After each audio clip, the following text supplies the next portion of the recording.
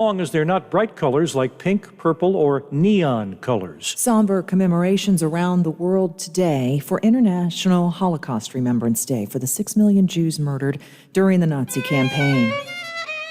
Music playing at a ceremony in Berlin today. The day marks 76 years since the liberation of the Nazis' Auschwitz death camp. This is ABC News.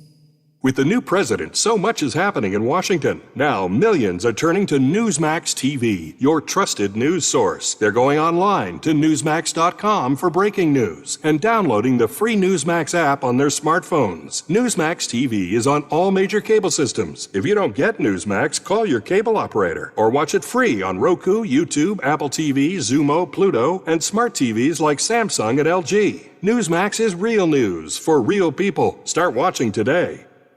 I'm Michelle Franzen, ABC News. For all of your IT needs, visit OmniPerforms.com. Omni Strategic Technologies, the only IT company that the watchdog trusts.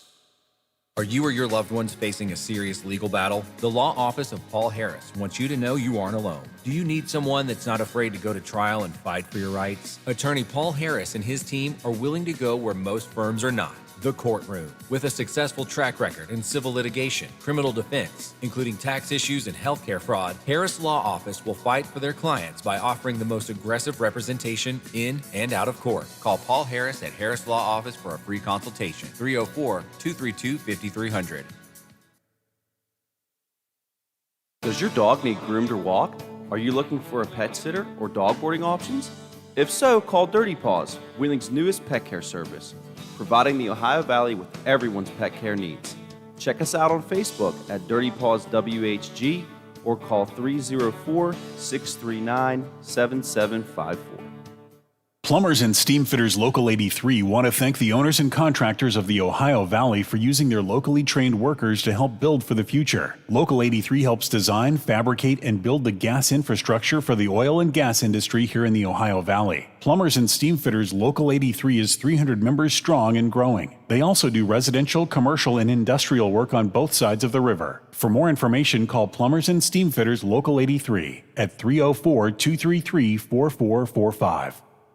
Find your style with Patriot Lighting from Menards. We carry a great selection of interior lighting products. Check out the Leaf Island Light. Its stylish design will add a modern touch to any kitchen with its satin nickel frame and graphite accents. Just $149.99. The Brooklyn Island Light comes with vintage style bulbs and has an industrial feel. Right now it's only $189.99. Save on everything to update your home now at Menards. Price is good through Sunday, January 31st. Save big money at Menards. Hi, this is Shauna Johnson from Metro News. Join us weekdays on the Watchdog Morning Show with Howard Monroe for the latest regional news from West Virginia and beyond, along with news and weather from WTRF-TV and Bill DeFabio Sports. We give you the Ohio Valley's most comprehensive morning news right here on the Watchdog. Thank you for riding with the Watchdog. Live and local, just the way you like it. Give us a call and tell us what you're thinking. Locally, 304-214-1600. Out of the area, toll free, 866-514-1600 or 304-232-TALK.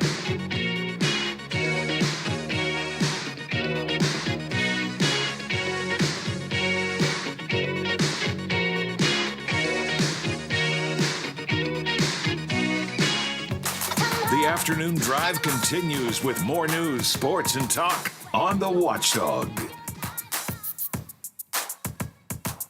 All right, you're listening to Winging It with Sonia. I'm from the West Bank Arena and Capitol Theater. Hey, and I'm Liv, and I'm with Visit Wheeling WV, and happy Wednesday. I know, happy Wednesday. We survived another day. I kind of think it's nice outside, but apparently I think it's great. It's supposed to, take a dip for the worst for the rest of the day. Yeah, I did a little actual workout last night in the driveway because I thought it felt good. Well, you know what's really funny is like yesterday morning, we were Oh, talking it's about covered like in ice. you were covered in ice and we had nothing. And Yeah. I go outside, I'm just like prepared for it, and I'm just like, wait. By like 10 a.m., it was like 40 degrees, and it was just nothing but just soaking wet. But like if you would have heard it from like 7 to like 8:30 at my house, it Yeah. was nothing but pelting ice. Yeah, we constantly laugh because it'd be snowing, Oh, yeah. and you guys are sled riding, and we're just like, there's no snow here. Yeah, I think, yeah. All I'm right, using my well, umbrella. our first caller is already here. We have Mr. Phil Stahl from the Wheeling Police Department. Phil, how are you today? Hey, I'm good. 7 more weeks of winter. Oh, what are you, a groundhog? Nope. He's coming soon, though, so let's pray for the best. Yeah, When is yeah. that? I think that's next, that's the next Tuesday, right? 2nd of February. Yeah. Oh, yeah, that is coming right up. That is So, crazy. Gosh. So, Phil, we need you to help walk us through what we just can't get at Yeah, all. you know us. We were actually hoping we'd get to see some drawings this Yeah, time. I was like, ask Phil if he can bring us in like a drawing, and then we'll show him what we thought, and then he can show us in red what it really is. Yeah, you know I have my own interpretation of anything. Yeah. Yes, I remember that very well. The drawings are all online. If you want to go to the city's website, wheelingwv.gov/I70, or I70forward.com, the detour map should be up there. But essentially, starting Monday, Phase 2 will kick in for the Interstate 70 project, and the contractors, Swank Construction, will be demolishing what they call the Fulton Bridge, and they'll also be working on those awful bridge decks on the east side of the tunnel as well. So all of that will close Monday, February 1st for approximately 9 months, which will be November the 1st. But we don't anticipate any issues really on our end. It's going to be a little bit of a different setup because of where westbound traffic got off, and now where eastbound traffic is going to be getting off at. So, that's the traffic end of things. But as far as the work being done, that's the bulk of it, is why the interstate is closing down, to get that new bridge constructed and those bridge decks ripped off and all the steel repairs and so forth done. When you say bridge decks, are those ugly metal things that are hanging under the bridge? No, the bridge deck is basically the concrete that you drive on. Oh. You have the bridge, the pier, and then you have steel beams that sit on top of that, and then on top of the steel beams is the concrete bridge deck. That's where all the potholes, that's what everybody hates, where they haven't been replaced since the interstate was built, in the 60s. So all of that old concrete and rebar is going to be torn off. It's going to be stripped down to the steel. They're going to clean everything, paint everything. They will paint the other half of the Fort Henry Bridge, by the way. It's not going to be a two-tone bridge. That's but super funny that you it's, just said that, because every time we even drive past it, one of my daughters goes, "Why wouldn't they paint the whole thing?" Yeah, no, once they switch traffic and they'll be able to safely work over those lanes, they'll be able to paint the other half, which will, you can't paint, there's so many things you can't do in the wintertime. That's why you really haven't seen any of the construction workers out there, because you can't, I'm not a construction person, but from what I understand, there's certain temperatures that you can pour concrete in. There's certain temperatures that you can and cannot paint. Yeah. There's certain things you can and cannot do during certain seasons. But yeah, all that will be painted, and it'll be blue from the Ohio state line to the tunnel. It'll all be that mountaineer blue, I guess you could call it. Yeah. Well, I think it all needs to be done. Trust me. When I say that, I do know the necessities of it. But what do you foresee is going to be the hardest part of it all in terms of like traffic? Like, let's pretend that you are driving from St. Clairsville, which is east, and you want to go to Kroger's at Mount O'Shannell. What is your experience going to look like? Good question. Well, there's two terms that we use when it comes to traffic management, I guess you could say. There's through traffic, which means traffic that's just passing through the area. I'm coming from Zanesville, Ohio, and I need to get to Claysville, Pennsylvania. You're going to want to take Interstate 470. That way you completely avoid the closure whatsoever. Now, if you need to do what we call the local detour, which means if you're traveling and you need to travel locally for business or go to Kroger, like you said, or something like that, you're going to have to get off at the downtown exit, which is exit 1A. You're going to go across the Fort Henry Bridge, and you're going to have to get off at the downtown exit. You're going to make a left at 10th and Main, and then another left at 10th and Market. And you're basically going to travel the detour route the opposite way that you did before.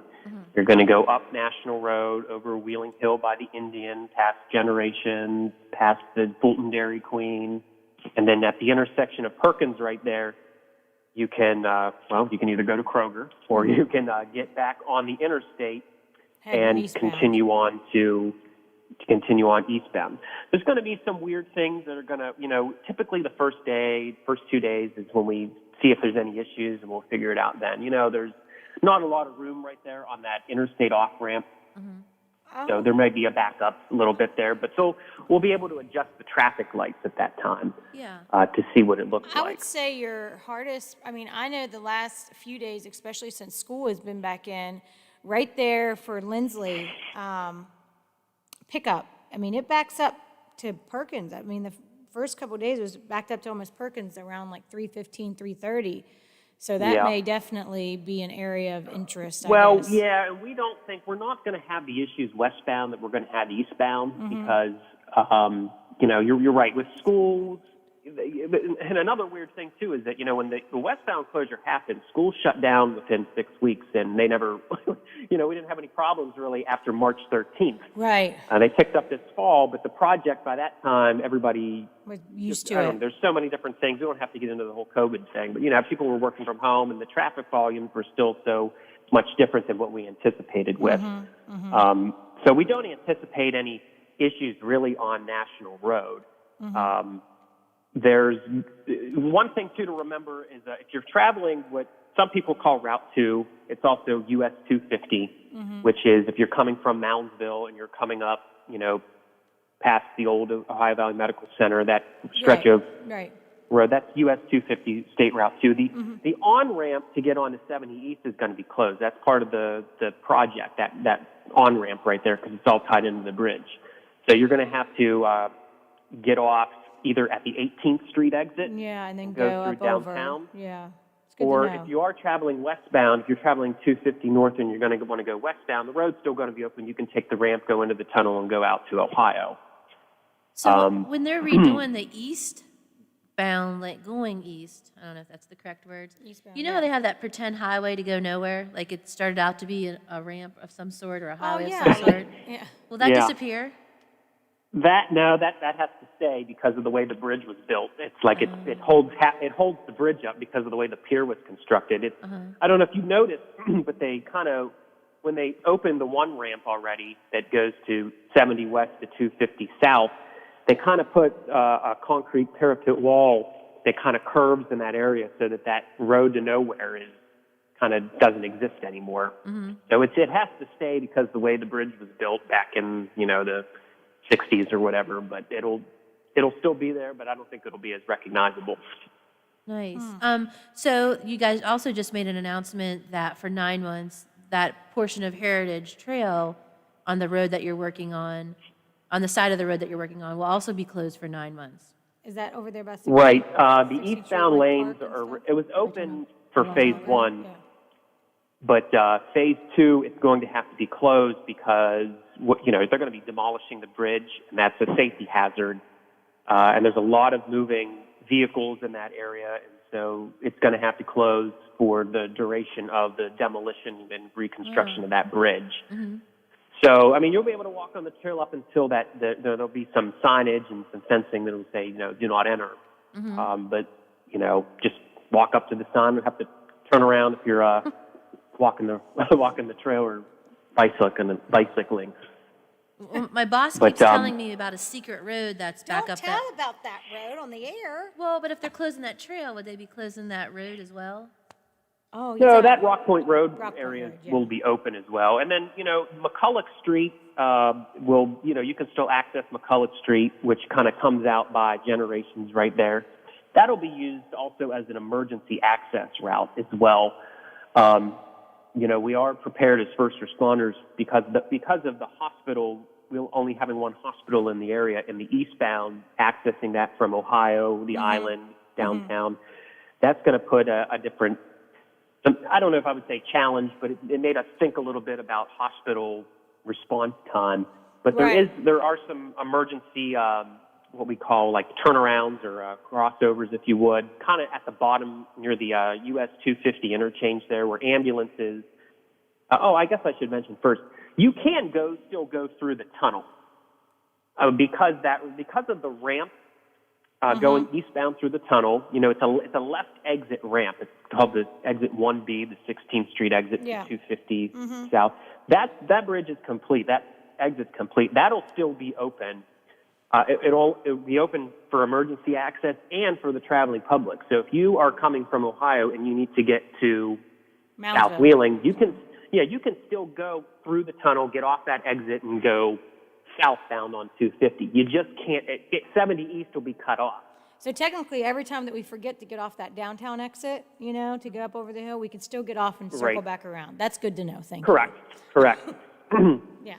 Yeah, and then in the summer, probably in June or so, this is where it gets a little bit tricky, but don't panic yet.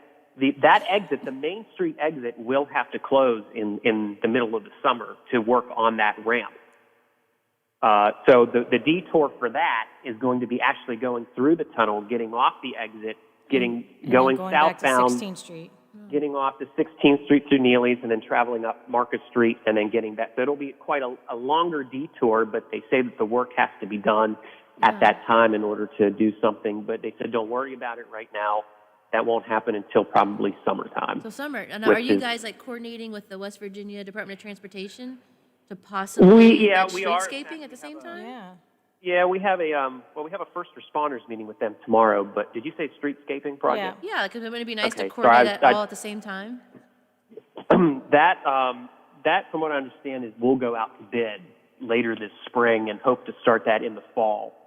So by the time that this starts, by the time the interstate wraps up in the fall, now this could change. I'm not directly involved with that project, but by the time that the interstate is kind of opened in the fall, that project may start in the fall. So I don't know. They may overlap a little bit, but the majority of the streetscaping is going to be sidewalks, underground infrastructure, and signalization, which is a fancy word for traffic lights.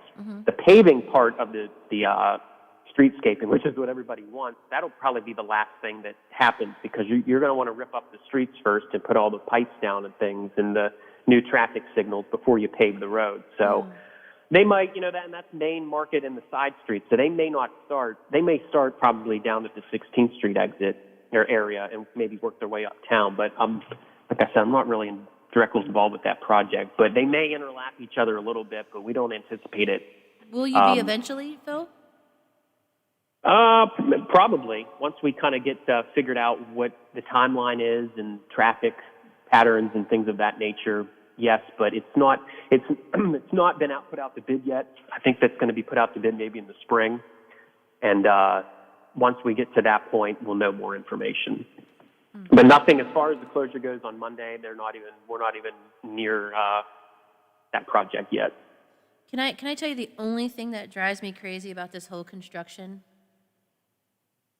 Well, I'll tell you anyway. What? So when you're getting on the Elm Grove on-ramp to go I hate west, that area.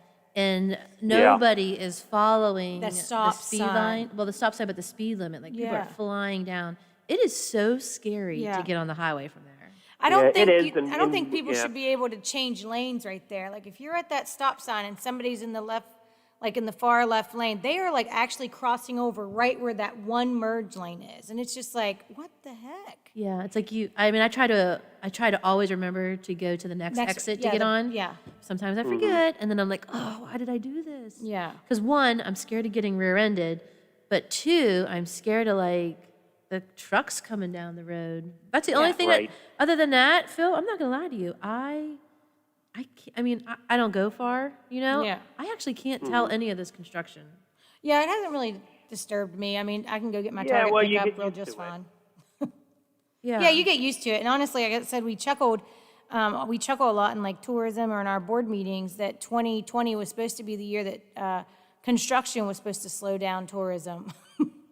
Well, It did It not. honestly, it probably couldn't have happened at a better time with, True. I mean, yeah, because it kept going and probably was a little easier with less traffic off the highways and things like that. But, oh, what a... But they got it done. Now, there are other sections that they're going to be working on, too. Like you mentioned, the Elm Grove area. You know, that'll eventually... There'll be some changes out in that area. Around probably in the springtime. That bridge area, right? That little... The oldest bridge or whatever on... What is that? Well, yeah, that's 40? a totally separate project. Yeah. That Monument Bridge about there by McDonald's. Yeah.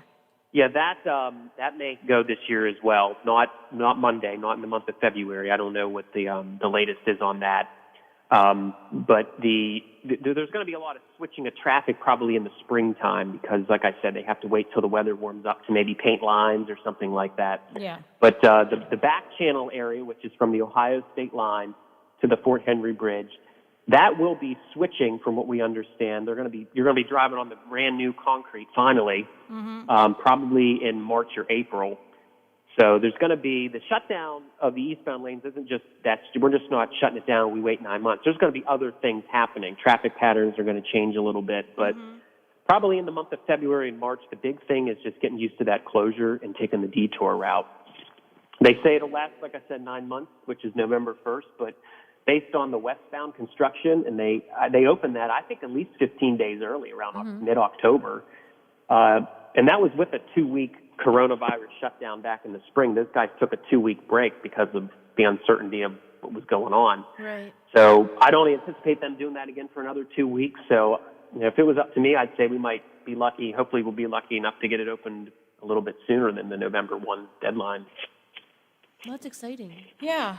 Well, thank you, Phil, for keeping us up to date on everything. You know how we paint these pictures. Us women. Yeah. Right. I know, but I do appreciate when you were talking about your directions, how you're like, oh, Route 252, the one along Yeah, pictures. Yeah. Well, what I've learned that just living here my whole life is that people call different roads different names. Oh, I know. Yeah, that is true. The technical road is US 250 South, which kind of merges with State Route 2, but a lot of people call it, I don't know, there's all different sorts of names that people call different roads, so I kind of try to generalize things and be real specific. Yeah, I call it the a lot back of people road call, a lot of people call McCulloch Street Bow Street. Oh, I've heard that before. And there's Bow Street doesn't exist from what I understand in the city. It's kind of like a nickname.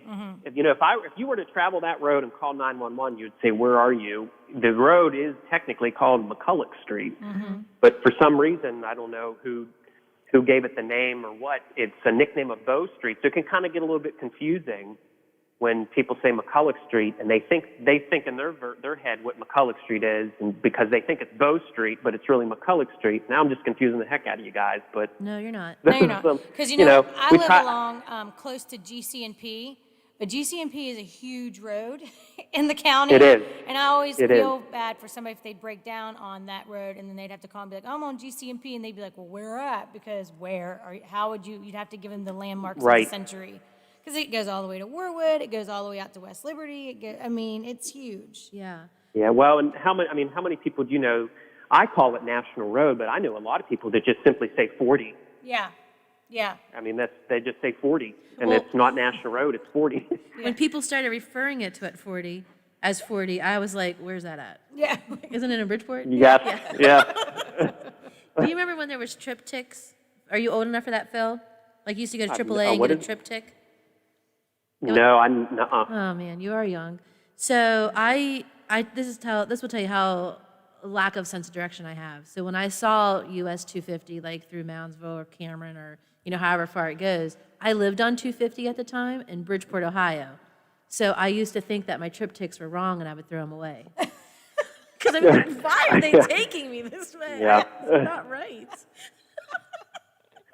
Yeah, Whereas I always think to myself when I hear somebody talking about 250 in Ohio and no 250 in Moundsville, I always wonder to myself, where does this road meet? You know what I mean? Like I always think in my mind, if a road has the same name, they meet somewhere, and where is it? Yeah. Well, in 250 in West Virginia is a north-south route, and then when you cross over to Ohio, it becomes an east-west route. It's kind of strange. I don't know if you knew that or not, but I No, guess and that's the why- thing. Yeah. I wouldn't even, like, No, Yeah. no. honestly, I just recently learned in maybe the past 3 years, north, south, east, and west. I'll tell you another fun triptych story. When the Greyhounds went to Myrtle Beach one year, there was about 10 or 12 of us that all went, and I gave the leader my triptych, and thank God cell phones were a thing back Yeah. then. So they all went I-95 north, I think, and I was like, no. I just took I-95 to Florida like a couple Yeah. months ago. This is wrong. Yeah. So I went the different direction. And like 2 hours later, my sister called me and she's like, "Where are you?" And I was like, "I'm in Georgia." Yeah. Yeah. I have I no did sense of forget to direction. mention Yeah, Sonia and I That have the- done that- many overnight, like, driving things, and she keeps me awake only because I have to go. I have to have the directions. Yeah. I'm the keeper of those. I could see you in the car with those old maps that, when you're driving a vacation back in the day, and your dad would be driving with the paper map, and you have to pull over and figure Paper out map, where you mean, are on the You road. mean an atlas in your yeah, the big right, one? the book. My dad always had like a 16-passenger van, and he had every atlas in the United States underneath all the floor mats. He was a truck Yeah, driver and you had at to one get point. a new one every couple years because there might be a different change or It's something. so crazy. Where my dad was a truck driver, like I was always in awe every time we'd go on a trip. Like I'd never see him look at the map except when he was sitting at his desk planning the trip. And then he just knew which way to go. And I'd always be like, how? And then the one time I saw him get out the map, I was like, oh man, we are screwed because we don't know, where are we? Here's a piece of trivia. Oh, When you travel on interstates, if it has a even number, like 80, 70, yeah. they run east-west. Oh, If good to it know. has, Yeah, that's correct. If it has an odd numeral at the end, it runs north-south. Yeah, like 79. Or 7, Route 7. Yeah. Yep. I'm gonna write that down. Yeah, 79. Yeah, it's good to know. Interstates. Yeah, that's awesome. That's good to know because maybe that's how my dad knew how to navigate because he always knew if he was going south, he had to go east. If he was going north, you go west, right? Usually. Yeah. I never knew that. I've been learning how to go east-west because I said, if I'm in St. Clairsville, I need to go towards East Wheeling. Okay. Yeah.